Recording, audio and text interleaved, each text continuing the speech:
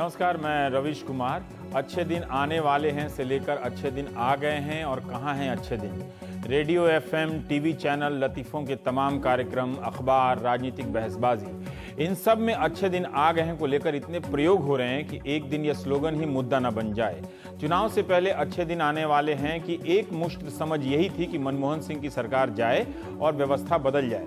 इन 5 सालों में अच्छे दिन को लेकर जो भी व्याख्या होगी वो व्यक्तिगत से लेकर सामूहिक स्तर पर इतनी व्यापक होती चली जाएगी कि अभी से ही इसकी सफाई देते देते विभिन्न स्तरों पर संबंधों में कड़वाहट पैदा होने लगी है। मुंबई में किसी ने पीआईएल दायर कर दिया कि अच्छे दिन कहाँ हैं। एक परिपक्व लोकतंत्र में मतदाता और नागरिक समूह से यह उम्मीद की जानी चाहिए कि वो किसी सरकार के काम का मूल्यांकन करते वक्त सरकार को मिलने वाले समय, संदर्भ और कई पहलुओं को भी ध्यान में रखे। लेकिन यह छूट किसी सरकार को क्यों मिले? क्या बीजेपी ने विपक्ष में रहते हुए ऐसी रियायत मनमोहन सिंह सरकार या अन्य सरकारों के साथ बरती? चुनावों के दौरान विपक्षी नेता के तौर पर नरेंद्र मोदी ने खुद को एक रफ्तार के प्रतीक के रूप में भी पेश किया था। उनके प्रचार और भाषणों में इंतजार और सब्र की कोई जगह नहीं थी। देश अब इंतजार नहीं कर सकता कि इस दौर में रेल किराया बढ़ने के साथ लोग ट्विटर के गर्त से 2012 का उन्हीं का ट्वीट निकालकर बांटने लगते हैं कि तब तो आपने विरोध किया था कि संसद से पहले कैसे बढ़ गया किराया और खुद बढ़ा दिया। तब सरकार की हल्की सी झुंझलाहट भी दिखती है जब यह कहा जाने लगता है कि कड़ा फैसला है मगर सही है और विश्वव्यापी रेल व्यवस्था के लिए जरूरी है। हफ्ता भी नहीं गुजरता है कि महाराष्ट्र के नेताओं के दबाव में चुनाव को देखते हुए लोकल ट्रेनों का किराया वापस लिए जाने की खबर आती है। मगर यह छूट अन्य राज्यों के यात्रियों को नहीं मिलती है। 3 महीने तक गैस के दाम नहीं बढ़ाए जाने का ऐलान हो जाता है। क्या यह चुनावी फैसला नहीं है जो पिछली सरकारें भी इसी तरह से लिया करती थी? आज आरएसएस के एमजी वैद्या का बयान है कि मोदी ने 100 दिन मांगे थे, 1 महीना नहीं, लेकिन लोगों को उन्हें आंकने से पहले इंतजार करना चाहिए। आज ही प्रधानमंत्री नरेंद्र मोदी ने हिंदी में नहीं बल्कि अंग्रेजी में ब्लॉग लिखा है। डियर फ्रेंड्स को संबोधित करते हुए प्रधानमंत्री मोदी लिखते हैं कि आज हमारी सरकार ने 1 महीना पूरा किया। 67 साल की सरकारों का 1 महीने की सरकार से मुकाबला नहीं किया जा सकता। 1 महीना पहले जब हमने जिम्मा संभाला तो मैं सोच रहा था कि मैं इस जगह के लिए नया हूं और कुछ लोग मान रहे हैं कि केंद्र सरकार में काम करने की बारीकियों को समझने में ही मुझे कम से कम 1 साल लग जाएगा। सौभाग्य से 1 महीने बाद यह विचार अब मेरे मन में नहीं है। दिल्ली में मैं एक बड़ी चुनौती का सामना कर रहा हूं और वो ये है कि कुछ चुने हुए लोगों को हम देश में एक सकारात्मक बदलाव से जुड़े अपने इरादों और उनकी गंभीरता के बारे में बताने की कोशिश कर रहे हैं। ये वो लोग हैं जो सरकारी सिस्टम के अंदर और बाहर दोनों जगह मौजूद हैं। बीते महीनों में ऐसे कई मौके आए जिनसे हमारी सरकार का कुछ लेना देना नहीं था, फिर भी ये विवाद बने हुए हैं। मैं किसी को दोष नहीं देता, लेकिन ये महसूस करता हूं कि हमें ऐसे सिस्टम मजबूत करने चाहिए जिनसे सही लोगों तक सही समय पर सही बातें पहुंचाई जा सके। उम्मीद है तब कुछ बदलाव होगा। हर नई सरकार के लिए मीडिया के दोस्त हनीमून पीरियड का इस्तेमाल करते हैं। बीती सरकारों को यह छूट थी कि वो इस हनीमून पीरियड को 100 दिन या उससे भी ज्यादा आगे तक बढ़ा सकें। यह अप्रत्याशित नहीं है कि मुझे ऐसी कोई छूट नहीं है। 100 दिन भूल जाइए, 100 घंटे के अंदर ही आरोपों का दौर शुरू हो गया। लेकिन जब कोई राष्ट्र की सेवा करने के एकमात्र उद्देश्य से काम कर रहा हो तो इससे कोई फर्क नहीं पड़ता। यही वजह है कि मैं काम करता रहता हूं और उसी से मुझे संतुष्टि मिलती है। ये ब्लॉग कम और उस जमाने का खत ज्यादा लगता है कि जब बेटा बाहर जाता है और अपने पिता को पहली बार लिखता है। इस ब्लॉग को बार बार पढ़ने की जरूरत है। वैसे इन 30 दिनों में सरकार ने काफी कुछ किया भी है। अपनी प्राथमिकताएं तय की हैं, कई संस्थानों के दौरे किए गए हैं मंत्रियों द्वारा, कई फैसले भी हुए हैं, विदेश नीति की तारीफ भी हुई है। और इस नजर से देखिए तो काफी कुछ ठीक ठाक दिशा में है। महंगाई का मसला जरूर है जिससे कम होने का इंतजार लोग रोज करते हैं और जिसके कम ना होने पर बीजेपी विपक्ष के दिनों में रोज आंदोलन किया करती थी, तब भी जब अंतर्राष्ट्रीय परिस्थितियां सरकार के बस में नहीं होती थी। अगर उच्च स्तरीय बैठकें हो रही हैं तो उनके नतीजे में दूध, चीनी, डीजल, पेट्रोल, रेल किराया आदि से लेकर इत्यादि तक के दाम कैसे बढ़ रहे हैं। मानसून की कमी और इराक की चुनौती सामने आ गई है, लेकिन महंगाई तो तब भी बढ़ा करती थी जब मानसून ठीक हुआ करता था। क्या वाकई सरकारों के पास महंगाई कम करने के उपाय होते हैं? उस सरकार की तरह इस सरकार ने भी कहा कि राज्यों को निर्देश दिए गए हैं कि जमाखोरों को पकड़ा जाए। उस सरकार में कितने जमाखोर पकड़े गए और इस सरकार में अब तक कितने पकड़े गए किसी को पता नहीं है। मगर आज फिर से केंद्र सरकार ने राज्यों को निर्देश दिया है कि जमाखोरों और कालाबाजारियों के खिलाफ मामलों की तेजी से सुनवाई के लिए विशेष कोर्ट बनाया जाए।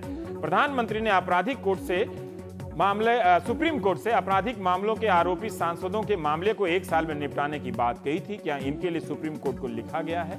एक मंत्री पर बलात्कार के आरोप, एक मंत्री के हलफनामों में अंतर के आरोप, एक मंत्री का सेना की एक टुकड़ी को डकैतों की टोली कह देना, क्या इन सब विवादों का संबंध वाकई सरकार से नहीं था या उस सिस्टम की करतूत थी? ये सारी बातें जो सरकार के बस में नहीं है। सरकार का नौकरशाही और संवैधानिक संस्थाओं के प्रति क्या नजरिया है, उसे लेकर भी राजनीतिक और पेशेवर तरीके से सवाल हो रहे हैं। मंत्रियों के प्राइवेट सेक्रेटरी रखने के मामले में भी पीएमओ हस्तक्षेप करता है तो प्रधानमंत्री अपने प्रधान सचिव की नियुक्ति के लिए अध्यादेश का सहारा लेते हैं। सचिवों से मुलाकात कर पेशेवर और निर्भीक कदम उठाने का मंत्र देते हैं तो गुजरात काडर से अफसरों को ले आते हैं। पीएमओ में एक अधिकारी की नियुक्ति होती है लेकिन सार्वजनिक सूचना जारी होने के अगले दिन रद्द हो जाती है। क्या 30 दिन में इतना सवाल पूछकर हम ज्यादती नहीं कर रहे हैं? वैसे एक आदमी ने इस सरकार के प्रति ज्यादती नहीं की, राहुल गांधी। उन्होंने इन 30 दिनों में एक भी सवाल नहीं किया है। फिर मोदी से ये सवाल कौन कर रहा है? सोशल मीडिया, टीवी या टीवी के जरिए पब्लिक। प्राइम टाइम में हम बात करेंगे, लंबा बोल गया। सतपाल चतुर्वेदी जी हमारे साथ हैं, कांग्रेस नेता नलिन कोहली, अभय कुमार दुबे एडिटर CSDS, राहुल देव वरिष्ठ पत्रकार हमारे साथ जुड़े हुए हैं।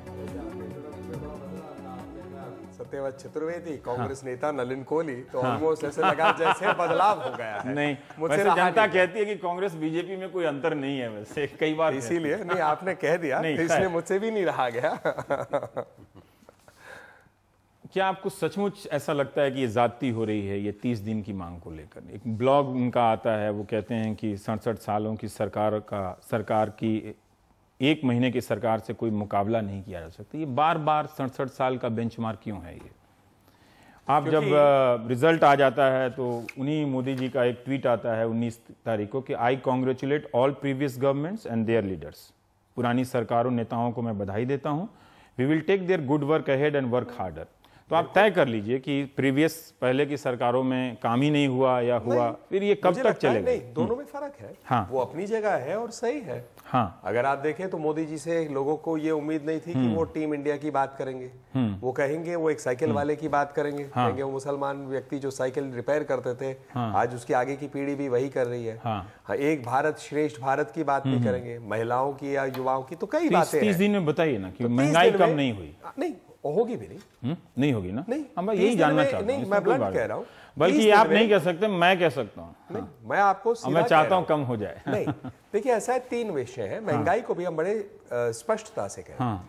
एक है महंगाई। बोले मैं एक थोड़ा सा माफी चाहता हूँ कि ये सवाल इसलिए पूछा जा रहा है कि आप तब नहीं आए थे जब मैं बोल रहा था कि नरेंद्र मोदी पिछली सरकारों के किसी भी आचरण या शैली का प्रतिनिधित्व नहीं करते हैं ना। वो एक शैली लेकर आए जिस लोगों ने समझा कि फास्ट है, स्पीड है जी। इसीलिए पूछा जा रहा है कि 30 दिन में कोई कुछ हुआ क्या? 30 दिन महंगाई को पहली बात है, ये सारे बेंचमार्क्स जो है हम चर्चा पे करते हैं। 30 दिन का आज बेंचमार्क है, मुझे तो नहीं याद है 30 दिन पर इतनी बहस कभी हुई। 100 दिन का एक बेंचमार्क अक्सर हमने सुना है। ठीक है। उसके बाद 1 साल। कई लोग 6 महीने बाद 100 दिन। ठीक है, ये लगभग चलते रहे हैं। लेकिन हो भी ना हो इससे कोई फर्क नहीं है। सरकार की लगातार अगर वैसे भी स्क्रूटनी एक रूप से हो तो इसमें कोई बुराई भी नहीं है। मतलब ये जरूर है कि इस पर स्क्रूटनी ज्यादा है क्योंकि शायद मोदी जी और भाजपा को भी हम आदी हैं इसके, जनता की शायद अपेक्षा भी ज्यादा है। जैसी कोई सरकार बता सकते हैं जिसकी कोई स्क्रूटनी नहीं हुई बनने नहीं, 30 दिन बनाने ये बात आप ये मत कहिए कि सिर्फ बीजेपी नहीं। देखिए ऐसा मैं हनीमून, मैं आपको इतना ही कह देता हूं, मैं लगातार खुद बैठ रहा हूं। हनीमून आप चाहे जितने दिन, जब तक आपके पास टिकट है स्विट्जरलैंड का तब तक मना लीजिए, इसमें कौन रोका हुआ है? वो तो प्राइवेट मसला है। वैसे हमारे यहाँ से तो कोई गए नहीं, कोई ऐसा तो नहीं है कोई प्रश्न ना पूछ रहा हो वो स्विट्जरलैंड में, तो इसमें तो ये तो सब चर्चाएं के विषय हो सकते हैं। लेकिन ऐसा है, मैं बहुत इसको खुल के भी कह रहा हूं कि 30 दिन में काफी कुछ भी हुआ। एक मैं छोटा उदाहरण, मैं उस पे आता हूं बारी से, महंगाई पे थोड़ा सा। हाँ, मैं महंगाई पे बता रहा था आपको। महंगाई के 3 पहलू हैं। एक है जो आप फाइनल आउटकम की बात करते हैं कि दाम घटे या नहीं घटे, या उसके सामने आपकी इनकम बढ़ी या नहीं बढ़ी। अगर इनकम भी बढ़ गई तो आपको लगता है कि कंपैरेटिव है। मनमोहन सिंह वाला है खतरनाक कि लोगों की कमाई बढ़ गई, अरे बाप रे बाप, भारत बंद हो गया। एक मिनट, खैर मैंने कहा दोनों पहलू, मैं आपकी मदद, मैंने कभी भी ये नहीं कहा कि या ये, मैंने कहा ये 2 पहलू हैं। हाँ। दूसरा मैंने कहा महंगाई पे कहना था उसकी गति कितनी है। क्या वो गति जो 10% हम बात करते हैं, 9% करते हैं, इन्फ्लेशन की गति होती है। It is not just the final price. वो गति लगातार इतनी ऊंची क्यों है, तो गति को रोकने के लिए। और थर्ड पहलू है उसका कि जो गैप्स हैं जिस वजह से हो भी रहा है, जैसे, और ये मैं नहीं, कृषि के एक्सपर्ट जो कार्यक्रमों में बैठते हैं वो कहते हैं जो 2 रुपए की चीज है वो 60 में क्यों बिक रही है, बीच में कृति प्रॉब्लम्स क्या है, कुछ जेन्युइन है ट्रांसपोर्टेशन को जेन्युइन। 10-5 जमाखोर तो पकड़े होंगे आपने, पकड़े हैं, ऐसी कोई जानकारी उपलब्ध है नहीं? ठीक है, लेकिन ऐसा है, इसको मैं यूं ही रखूंगा कि व्यक्ति अगर ना आईसीयू में पहुंच जाए तो उसको बाम लगाकर और बैंडेड लगाकर दौड़ने के लिए तैयार नहीं करते। उसको आप ठीक करेंगे, वेंटिलेटर से उतारेंगे। अभी वेंटिलेटर से उतारे हैं, अभी है वेंटिलेटर पे। मैं मानता हूं कि जिस अवस्था में, चाहे कांग्रेस के हमारे मित्र इसको स्वीकारे ना स्वीकारे, क्योंकि चुनाव हो गया तो वो कहते हैं पीछे की क्यों बात करें, लेकिन इतिहास की बात करना वो पसंद करते हैं। हम तो कहते हैं वर्तमान में जो स्थिति है उसमें चिंताएं हैं, और हमने इसको चुनौती के रूप में लेते हुए हम कह रहे हैं कि आप हमें कार्यकाल के अंत में जज करिएगा, जनता तो करेगी। इसके बीच में मैं ये भी नहीं कह रहा कि इतना समय लगेगा सब करने में, मैं कह रहा हूं सरकार ने अपने निर्णय की क्षमता दिखानी शुरू की। कुछ तो देखिए, मुझे तो लगता है काफी कुछ हुआ है, काफी कुछ नहीं हुआ। 100 दिन आपको लगता है कि वो ठीक है? मैंने 100 भी नहीं कहा, मैं आपको कह रहा हूं आपको लगातार, पर वो कह रहे हैं, उन्होंने मोदी जी ने अपने ब्लॉग में कहा कि 100 घंटे पे ही उनकी आलोचना होनी शुरू हो गई। पहले दिन से हो जाती है, पहले दिन से हो जाती है हर सरकार का, कि इसको मंत्री बनाया, उसको नहीं बनाया, किसको नहीं। देखिए, हम आदि हैं, ठीक है, मोदी जी को लेकर कई लोग जो हैं, पर अब आप इससे तो संतुष्ट होंगे। मैं यही चाहता हूं कि आईसीयू से महंगाई निकलकर जनरल वार्ड में चला, पूरे देश की दिक्कत है। ऐसा ना हो जाए कि जो जनरल वार्ड वाला वो भी आईसीयू में चले जाए, वो ना हो। तो फिर उम्मीद करते हैं कि उसकी सजा भी हमें लेनी पड़ेगी फिर, और ऐसा हम सजा लेने नहीं आए। और पेट्रोल आप जरूर 30 रुपया कीजिए कम से कम, वो बढ़े ना, क्योंकि डीजल पेट्रोल उसका एक आंसर है। यदि अगर हम लोग, मैं ये इसलिए कह रहा हूं कि वो सब दूसरी व्यवस्थाएं हैं, उनसे उनकी कीमतें निर्धारित होती हैं। अगर आपने पेट्रोलियम की बात की तो आप इस पर भी जाकर देखिए कि 10 साल में हम लोगों ने अपने घरेलू उत्पादन पे कितना किया है, कितने न्यू ऑयल फील्ड्स हमने लागू किए या एक्सप्लोर किया है। दिक्कतें यहां भी तो रही है। आप अगर टोटली ही निर्भर हो जाएंगे फॉरेन पे तो फ्लक्चुएशंस आपको वहां भी मार सकती है। ठीक है सत्यव्रत जी, अभी महंगाई पे रखते हैं, फिर बाद में हम ब्यूरोक्रेसी और बाकी अन्य संस्थाओं पे रहेंगे हिसाब करते हुए। ये वही तो नहीं बोल रहे हैं जो आप बोला करते थे, या आप खुश हैं कि जो आप बोला करते थे वो ये बोल रहे हैं? नहीं, दरअसल पता नहीं अन्य लोगों की क्या राय है, मैं नहीं जान सकता, पर मेरी अपनी निजी राय ये है कि अगर आप 30 दिन के भीतर किसी सरकार का आकलन करें या पोस्टमार्टम करें तो ये उसके साथ ज्यादती होगी। बिल्कुल 30 दिन में किसी सरकार से आप किन्हीं बड़े परिणामों की अपेक्षा करना नहीं कर सकते। ठीक है, कम से कम लोग तो 3 महीने कहते हैं, मेरा मानना है कि कम से कम 6 महीने तक हमें प्रतीक्षा इस बात की करनी चाहिए, हाँ। धैर्य के साथ। कुछ समय लगता है, हर चीज के परिणाम तत्काल नहीं समझ आते हैं। हालांकि हमारे मित्र ये बात नहीं मानते थे जब हम कहा कि परिणाम और हमारी हम लोग जो जिन मुद्दों पे चर्चा करते हैं उसमें एक फर्क है कि अगर आप कुछ राज्यपाल को हटाते हैं तो उसके परिणाम पे हम 6 महीने नहीं इंतजार करेंगे, हम आज ही बहस करेंगे। जब आप अपने लिए कैबिनेट सेक्रेटरी को 3 महीने का एक्सटेंशन देते हैं और अपने प्राइवेट सेक्रेटरी को कहते हैं बाकी मंत्री यूपीए के प्राइवेट सेक्रेटरी को अपने दफ्तर में नहीं रख सकते हैं, तो हम तभी चर्चा करेंगे। उसका परिणाम से कोई लेना देना नहीं, उसका फैसलों से लेना देना। अब परिणाम की बात कर रहे हैं, परिणामों की और अंजाम क्या होगा ये तो बाद में देखेंगे। ठीक है, अभी उस समय उसके लिए उपयुक्त नहीं मानता मैं। अलबत्ते एक बात जरूर कही जा सकती है कि शुरुआत में ये पूत के पांव पालने में दिखाई देने लगते हैं। हाँ, तो वो क्या दिखा आपको? तो पूत के पांव पालने में देखने की अगर किसी में क्षमता है तो उस व्यक्ति को ये एक बात जरूर लगेगा कि जो अभी तक उम्मीदें बंधाई गई थी और जो सब्ज बाग दिखाए गए थे, अब जो शुरुआत हुई है वो हमें थोड़ा सा निराश कर रही है कि ये उम्मीदें तो हमको आसमान के तारे तोड़ लाने की गई थी, और अब जो हालत है उसमें खुद लोगों को ये समझ में नहीं आ रहा है कि शुरुआत करें तो कहां से। मोटेरा की अहमदाबाद की पिच पे खेलना आसान था, लेकिन दिल्ली की फिरोज शाह कोटला की न तो पिच समझ में आ रही न स्विंग समझ में आ रही है। ऐसा भी नहीं है, मामला ये है। ऐसा भी नहीं, नहीं मैं कह रहा हूं आप निकालिए, पर्ची निकलता है तो मजा आ जाता है, निकालिए पर्ची, सुन लेते हैं।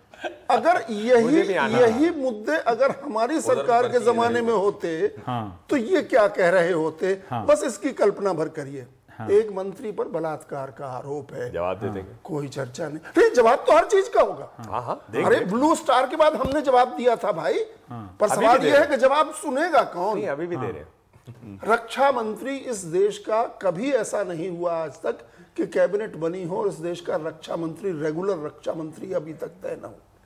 एक एडिशनल चार्ज वित्त मंत्री को दे रखा। आपके पास ऐसा कोई नहीं था जो 2 मंत्रालय संभाल सके? इनके पास है। नहीं, हम इनके पास बड़े क्षमतावान है भाई। ये तो अकेले नरेंद्र मोदी सारे मंत्रालय संभाल सकते हैं, हमें क्या दिक्कत है? 100 दिन का एजेंडा, यानी अगले 100 दिन में क्या करेंगे, इस बात को हर मंत्रिमंडल के सदस्य से कहा गया था अपना 100 दिन पेश का कीजिए। एजेंडा पेश कीजिए।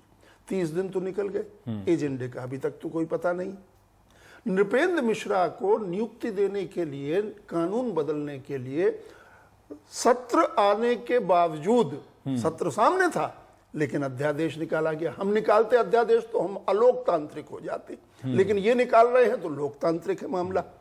दिल्ली विश्वविद्यालय का मसला और छात्रों, हजारों लाखों छात्रों का मसला आज भी पड़ा हुआ है। सरकार की तरफ से, अपनी तरफ से कोई शब्द नहीं आ रहा, कोई बात नहीं आ रही। मतलब शब्द का मतलब ट्वीट। इराक से भारतीयों की वापसी का मसला, नहीं, उस पर सरकार सक्रिय है। नहीं, सक्रिय है। क्या प्रधानमंत्री को इतने महत्वपूर्ण मसले पर एक शब्द भी बोलना उचित नहीं था? मनमोहन सिंह पर तो आरोप होता था, मनमोहन सिंह पर तो आरोप होता था कि ये खामोश प्रधानमंत्री हैं, ये कुछ बोलते ही नहीं। क्या ऐसे संगीन मसले पर, ऐसे संवेदनशील मसले पर प्रधानमंत्री की अपनी कोई प्रतिक्रिया नहीं आनी चाहिए? अच्छे दिनों का तो वायदा था, किसी ने पीआईएल कर दिया है। वायदा अच्छे दिनों का था, अच्छे दिन का, और दवाई अब कड़वी पिलाई जा रही है। अब कड़वी दवाई के नाम पर आप कुछ भी करे जाइए, आपको सब माफ है। डीजल के दाम बढ़ गए, चीनी के दाम बढ़ गए, ठीक है, महंगाई का जो हाल है, प्याज, शक्कर, घी, तेल, दूध, इन सब के दाम अब महंगा। देखिए, जब कांग्रेस के जमाने में थी तब तो महंगाई थी, अब कोई महंगाई नहीं है, और भ्रष्टाचार भी कम समाप्त है।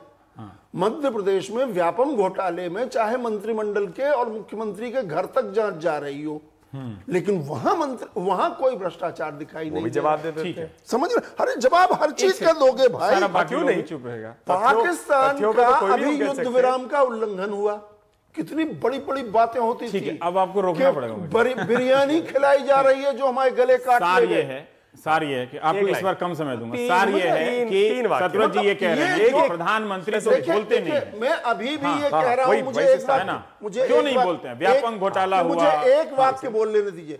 मैं अभी भी ये कह रहा हूं, इन तमाम विसंगतियों के बावजूद किसी सरकार के आंकलन के लिए अभी उपयुक्त समय नहीं आया। लेकिन अगर आगाज का कोई संकेत होता है तो आगाज तो ये बदायूं पर भी नहीं बोले प्रधानमंत्री जी के ना बोलने। उनका एक मिनिस्टर डकैत कर देता है, आर्मी के किसी यूनिट को ठीक कर देता है, उस पर भी नहीं बोले। ऐसी तो कई चीजें और इन्होंने कहा, अब उतना लंबा नहीं, चुप्पी वाले बात पे, चुप्पी वाली बात पे इन्होंने कहा कि प्रधानमंत्री बोल नहीं रहे। हम तो इतना ही कहेंगे, भारत में अब एक ऐसे प्रधानमंत्री है, यदि उनको आपको लगता है कि बोल नहीं रहे, वो कर बहुत कुछ रहे। हमने तो अभी 10 साल देख लिए, ना बोल रहे थे ना कर रहे थे। अच्छा, अब ये डिस्टिंक्शन आपने अंतर निकाला। क्यों नहीं? आप 30 दिन थे ना बोल रहे थे। अब आपको मैं बोल रहा हूं 30 दिन ये बोलेंगे नहीं, लेकिन एक मिनट, 30 दिन बनाम 30 दिन कर लीजिए आप बिल्कुल 30 दिन बनाम 30 दिन, जिसको आपने सेल्फ सर्टिफाइड नहीं, आप बताइए 30 दिन बनाम 30 दिन करिए ना रवीश जी, जितना हंस लीजिए। 30 दिन बनाम, समझता हूं, मैं कह रहा हूं 30 दिन बनाम 30 दिन, फिर 60 दिन बनाम 60 दिन। कि कांग्रेस के नेता का ये बयान है, राहुल गांधी ने कभी सवाल नहीं किया इन 30 दिनों में। वो खैर पूछना चाहिए कि कहां है एक नेता। हाँ, वो सही बात है। तो कौन पूछ रहा है आपसे? इतना बड़ा ब्लॉग लिख दिया कि 100 घंटे में कार्रवाई हो, पूछ कौन? ऐसा है, ये चाहते हैं। इतना बड़ा ब्लॉग क्यों लिखा उन्होंने? तो मतलब बोलना नहीं, प्रधान 100 घंटे में आपसे जा पूछना शुरू कर। मैं रिवर्स कहता हूं, आप बताइए किसने? प्रधानमंत्री जी का ब्लॉग, उनका बोलना भी है उन घटनाओं पे। तो एक मिनट, उनका बोलना भी है। ठीक है राहुल जी, मैं आप छोड़ दीजिए उन लोगों ने क्या बात की, आप कह सकते हैं। लेकिन ये जो ब्लॉग है, इसको पढ़ने के बाद आपको कोई दूसरे नरेंद्र मोदी नजर आ रहे हैं क्या? आप कहते हैं कि 30 दिन का सवाल भी ना पूछा जाए, फिर आप कह रहे हैं कि एक बार मैं सरकार का 1 महीना पूरा होने पर देश के लोगों के समर्थन और शुभकामनाओं के लिए उन्हें सलाम भी करता हूं। मुझे इसमें एक थोड़े से नए, थोड़े ज्यादा मुलायम, अपने पुराने अधीर और उग्र और मुखर रूप से की अपेक्षाकृत काफी एक कहेंगे कि मेलोड डाउन, धीर गंभीर और अपने लिए सहानुभूति की एक तरह से आकांक्षा प्रकट करते हुए वो नजर आ रहे हैं। तो एक ये नया रूप है उनका। उनकी आमतौर पे अब तक जो हमने उनका लिखा पढ़ा देखा है, लिखा और बोला हुआ, वो थोड़ा ज़्यादा तीखा होता था। वो तीखापन जाहिर है, वो प्रधानमंत्री हैं तो उनकी शैली भी अलग होगी, वो विरोधी नेता की नहीं हो सकती। तो एक ज़्यादा वास्तविक मैं कहूँगा कि ठीक है, लेकिन पहले के अपेक्षा एक नया रूप उनका हमें समझ में आ रहा है। लेकिन ये दिख रहा है कि थोड़ा दबाव वो महसूस कर रहे हैं, ये बहुत साफ दिख रहा है इस ब्लॉग में, और उस दबाव को एक तरह से उससे निकलने की कोशिश है। पर वो उन्होंने इतनी उम्मीदें पैदा कर दी, क्या उसकी वजह से? निश्चित रूप से। या ये दबाव, ये जो नौकरशाही के जो सवाल पूछे जा रहे हैं, या राज्यपाल से जो लेके सवाल उठे हैं, क्या इन सवालों पे 30 दिन के नाम पे चुप रहना चाहिए था? देखिए, आजकल के लोकतंत्र में कोई भी उम्मीद करे कि सरकार बन जाए और वो 100 दिन तक कोई सवाल न करे तो असंभव है। पहले दिन से, पहले घंटे से सवाल होते हैं, क्योंकि जिस तरह के मीडिया में हम सब एक रियल टाइम डेमोक्रेसी हो गई है, प्रतिक्रिया होती है, सवाल होते हैं, टिप्पणियां होती हैं, विश्लेषण होता है, ये तो होगा ही। इसलिए इसमें मुझे कोई आश्चर्य नहीं कि हम 1 महीने में ये आकलन करने की कोशिश कर रहे हैं, ये इससे कोई बच नहीं सकता, और उनको भी ये उम्मीद नहीं करनी चाहिए। लेकिन ये सवाल हैं, और मैं कहूँगा कि अगर आप पूरे देश में लोगों से पूछेंगे तो लोगों को कुछ चीज़ें उनकी अच्छी लगेंगी, कुछ नहीं अच्छी लगेंगी, कुछ ऐसी होंगी जो समझ में नहीं आएंगी, और लोग उनको कुछ समय देने के लिए शायद अभी तैयार दिखेंगे। ये 4 विकल्प तो साफ साफ दिखते हैं। ठीक है अभय जी, उन्होंने कहा है कि हमने बहुत सारा चीज़ लोगों से आपसी विचार विमर्श किया है, अलग अलग मंत्रालय विभागों के लिए रोड मैप तैयार किया है, तो अब सरकार यहां से काम करना शुरू करेगी। क्या कुछ जाती हुई है क्या उनके साथ? जो ये ब्लॉग उन्होंने बड़ी संगीन बहस करा रहे हैं, है ना? आप बहुत संगीन बहस करा रहे हैं, इस बहस को थोड़ा सा हल्का कीजिए। अच्छा, उसके लिए मैं आपको 2 लतीफे नुमा दिलचस्प बातें सुनाता हूँ। पहली तो यह है कि अभी 67 का अंक जो मोदी साहब ने अपने इसमें ब्लॉग में लिखा है, पहले वो 67 का अंक इस्तेमाल नहीं करते थे, पहले वो 60 का अंक इस्तेमाल करते थे, और वो चुनाव अभियान के दौरान कहते थे कि 60 साल गड़बड़ी सुधारने के लिए मुझे 60 महीने चाहिए। तो इस लिहाज से 1 साल, उनका 1 साल गुजर गया है। अगर इस हिसाब किताब पे आप जाएं तो पहला लतीफा मार्केट में ये है कि 1 महीना नहीं गुजरा है, उनका 1 साल गुजर गया है, उन्हें 59 साल अभी और गुजारने हैं। तो पहली दिलचस्प बात तो मैं आपको ये बताऊंगा। दूसरी दिलचस्प बात जो अंग्रेजी के एक स्तंभ लेखक है रुचिर जोशी, उन्होंने लिखी है। उन्होंने कहा है कि नरेंद्र मोदी का नाम अगर हम चाहें तो चुपेंद्र मोदी भी रख सकते हैं। वो तो अंग्रेजी में लिखते हैं। हाँ, उन्होंने यही लिखा है। अच्छा, चुपेंद्र मोदी शब्द इस्तेमाल किया है। उन्होंने लंबा एक ब्लॉग लिखा है। अगर आप इसको दूसरे नजर से देखिए तो ठीक है, एक प्राइम मिनिस्टर लोगों से संवाद कर रहा है। ये ब्लॉग वगैरह अभी भी देश में राजनीतिक अभिव्यक्ति का और राजनीतिक संचार का उसमें 67 साल में लगता है कि उन्होंने वाजपेयी जी की सरकार को भी शामिल कर दिया। मुख्य माध्यम जो है वो वक्तव्य है, भाषण है, जो कि वाचिक तौर पर दिया जाता है। तो उन्होंने बहुत सारे मसलों पर जो चुप्पी अख्तियार की है, वो चुप्पी निश्चित रूप से नरेंद्र मोदी की जो स्थापित छवि है उसके मुताबिक नहीं जाती। अब मैं आपके सवाल की तरफ आता हूं। आपने कहा कि वो बहुत सारे लोगों से विचार विमर्श कर रहे हैं, ये बिल्कुल ठीक है। नरेंद्र मोदी की कोशिश जो मेरी समझ में आती है वो ये है कि उनको जो तंत्र मिला है, जो साउथ ब्लॉक में है, नॉर्थ ब्लॉक में है, उनके मंत्री हैं और जो नौकरशाही है, उस तंत्र को ठोक पीट के समझा बुझा के कुछ संहिताएं बनाई जाएं, कुछ प्रोटोकॉल्स बनाए जाएं, ताकि उससे वो अपने मन का काम आगे 5 साल में करवा सकें। और इस काम में वो बड़ी खामोशी के साथ लगे हुए हैं, इसमें कोई शक नहीं है। जिसकी तरफ किसी की नजर नहीं जा रही। समय पे आना, या कोई शक नहीं में जवाब देना। लेकिन ये सब ये इन सब कामों का परिणाम दूरगामी होगा। बहुत दिनों में इसके नतीजे सकारात्मक निकलेंगे कि नकारात्मक निकलेंगे ये हम लोगों को नहीं पता है अभी, लेकिन जो भी नतीजे आएंगे वो देर में आएंगे। सरकार जो आई है उसका एक जरूरी काम ये भी होता है कि वो जनता को फौरी राहत पहुंचाने वाले काम करे।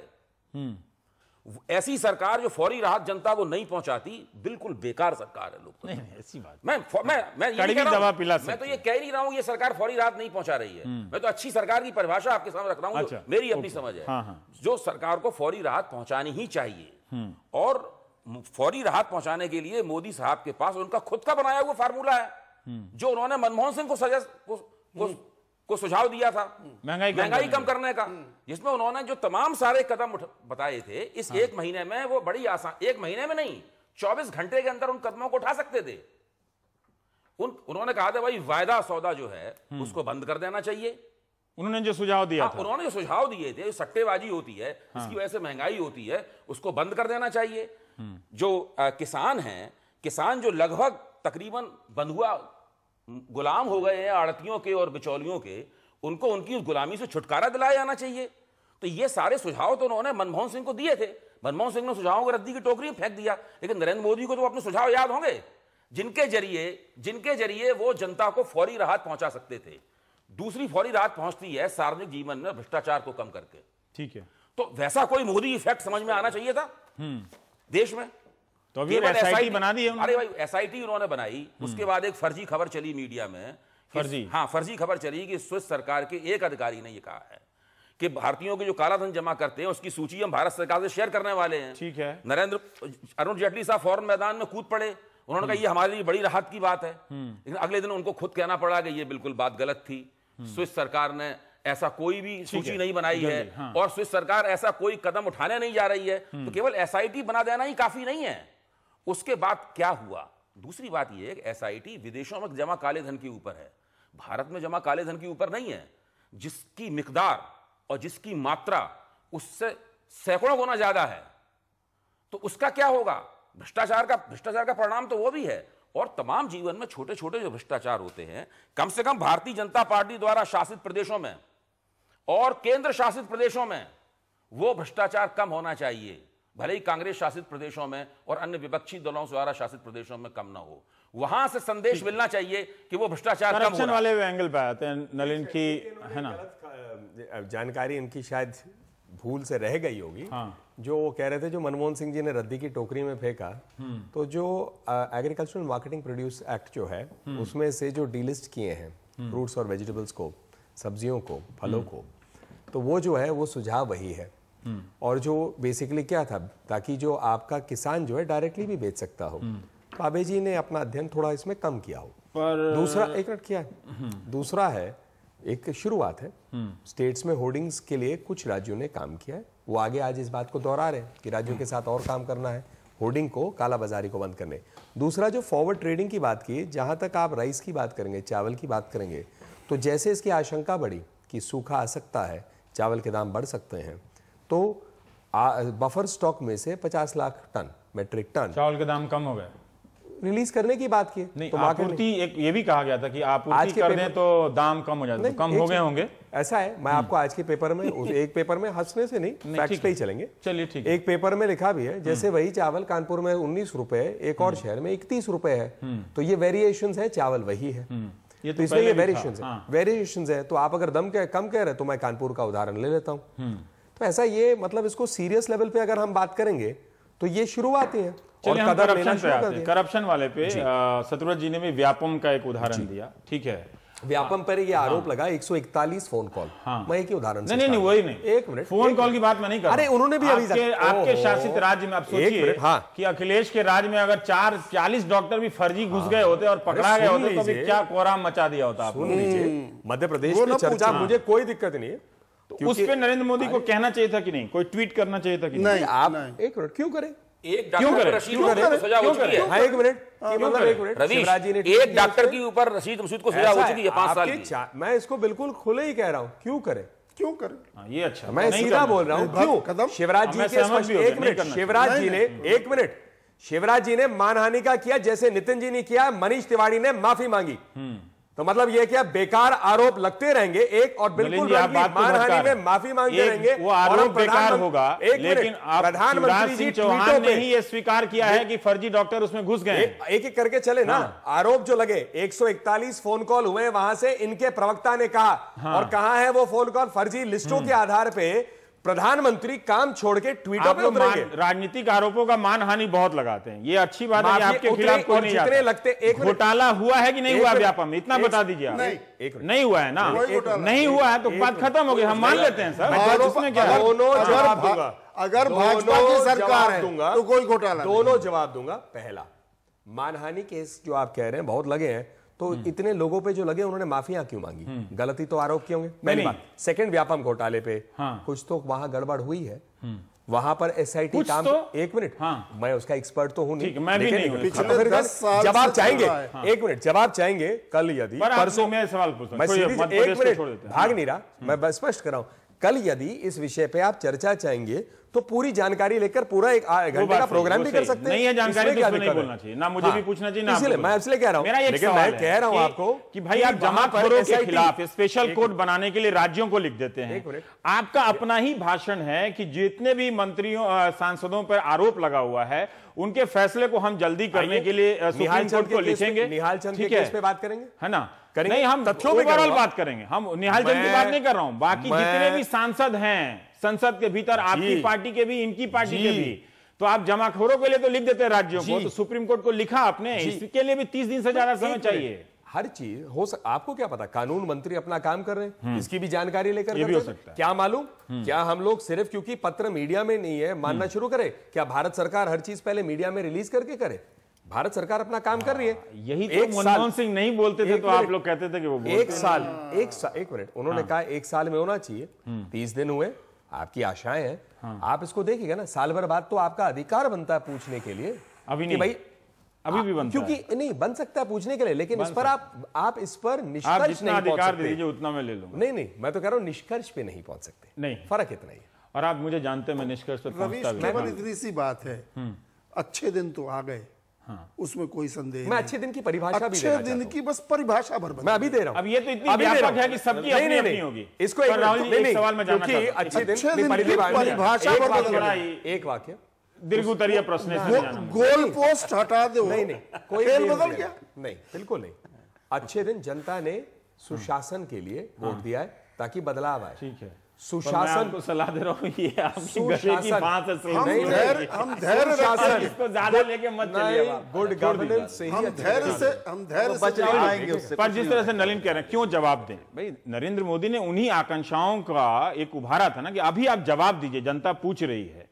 और वो एक तरफ कहते हैं कि सोशल मीडिया पर एक्टिव रहिए, तो हम सोशल मीडिया पर केवल वही ट्वीट देखें कि हम और आप नीला पीला पहन के मिल रहे हैं, शिवराज जी के स्वयं या गुलदस्ता दे रहे हैं, या इन सब चीजों पे बोला जाए, पर शिवराज इसमें क्या गलत है? अगर शिवराज जी के ट्वीट्स आए ना, उनके आए, लेकिन प्रधानमंत्री को आपको लगता है जो सत्यव्रत जी कह रहे हैं कि भ्रष्टाचार के जो मसले पे जो भी है उनको और थोड़ा सा आना चाहिए। आप मेरी और भाजपा शासित प्रधानमंत्री होता है, वो विपक्ष का नेता नहीं होता। और वो जो हम अगर नरेंद्र मोदी से उसी मुखरता की उम्मीद करें जो अब तक हमने देखी है इस भूमिका में, तो ये उनके साथ ज्यादती होगी। तो फिर हम विपक्ष के नेता से क्या उम्मीद करें? वो कुछ भी जवाब दे दे, कुछ भी आकांक्षा। एक समय मैंने खुद ही लिखा था कि ये अति मुखर हैं। एक तरफ वो पूरी तरह मौन थे मनमोहन सिंह, और ये अति मुखर थे, लेकिन आज उनको बीच का कुछ साधना है। हर मुद्दे पर प्रधानमंत्री को बयान देना नहीं चाहिए, कोई नहीं देता है, लेकिन ये कम से कम संवाद तो कर रहे हैं। चलिए एक बात बताइए कि वो जैसे नौकरशाही में बहुत बदलाव हो रहे हैं, दफ्तर साफ हो रहा है, और वो मुझे लगता है वो जरूर होना चाहिए, समय पे आना चाहिए, थोड़ा देर काम करने में कोई हर्ज नहीं है। देखिए ये सारी चीजें, लेकिन जब आप मंत्रियों को प्राइवेट सेक्रेटरी नहीं रखने देते हैं, और खुद मतलब आप जो यूपीए सरकार में काम करने वाले अधिकारी हैं उनको आप अपना निजी सचिव बना लेते हैं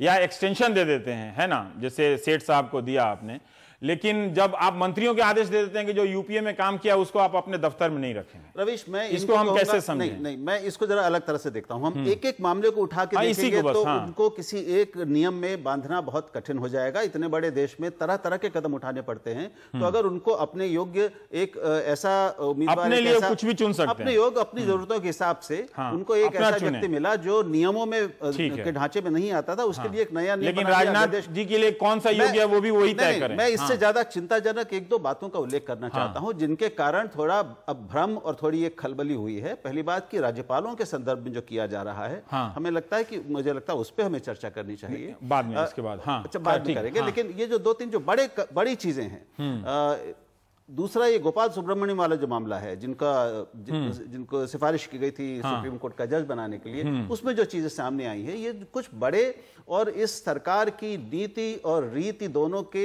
का कुछ संकेत देने वाले कदम हैं। इस पर हमें बात करनी चाहिए। उसमें रोकते हैं। पर अभय जी, क्या ये दिलचस्प नहीं है कि वो नई दिल्ली ल्यूटियन जोन को एक नई कार्यशैली में ढाल रहे हैं, लेकिन एक तरफ से जैसे राहुल कह रहे हैं कि भाई वो अपने लिए कई तरह के फैसला प्रधानमंत्री लेता है जिसको अगर आप देखेंगे तो एक दूसरे के अंतर्विरोधी लगेंगे। क्या ये अंतर्विरोधी कदम है? मैं ये नौकरशाहों के बारे में पूछ रहा हूं कि अगर आप एक तरह कहें कि आप पेशेवर हों, निर्भीक हों, प्रोफेशनल हो जाएं। दूसरी तरफ ये कहेंगे जो यूपीए में काम किया है वो आपके मंत्री के दफ्तर में नहीं रहेगा। भाई देखिए, आप कहेंगे फिर मैं बहुत कड़ी बात बोल रहा हूं, लेकिन काफी दिन पहले जब मैं पॉलिटिकल साइंस पढ़ता था, राजनीति शास्त्र पढ़ता था, तो सामंतवाद की एक परिभाषा मैंने पढ़ी थी। वो ये थी कि सामंतवाद होता ये है कि आप वो सामंत खुद नियम बनाता है दूसरों के लिए और खुद को उस नियम से ऊपर रखता है। जैसे ही कोई आदमी ये काम करता है वो सामंतवाद की उस श्रेणी में आ जाता है। तो अगर जवाहरलाल नेहरू कहते थे I am first among equals, तो वो जो दूसरों के लिए नियम बनाते थे उनके बारे में माना जाता है कि वो अपने ऊपर भी शायद उन नियमों का पालन करते होंगे। तो ये जिस अंतर्विरोध की तरफ आप इशारा कर रहे हैं वो अंतर्विरोध कुछ इस किस्म का है। लेकिन मैं दूसरी जो महत्वपूर्ण बात मैं कहना चाहता था वो ये है कि हम अगर 1 महीने में सरकार से ये उम्मीद करें कि पाकिस्तान के साथ भारत के संबंध अच्छे हो जाएंगे तो ज्यादती है। राजकोषीय घाटा कम खत्म हो जाएगा तो ये ज्यादती है। लेकिन छोटी छोटी बातें, छोटे छोटे कदम, जनता को राहत देने वाले काम, ये तो इस सरकार 1 महीने में उठाई कर ही सकती थी। हो सकता है अगले 21 दिन में। एक छोटा सा ब्रेक के बाद बजट भी तो अभी आएगा, दिशा उससे कुछ आइडिया होती है। 1 हफ्ता बाकी है बजट आने में, तब शायद एक ठोस दिशा की तरफ आपको इशारा मिलेगा कि हम किस तरफ जा रहे हैं। ठीक है, वो तो अभी ही पता चल गया है, लेकिन फिर भी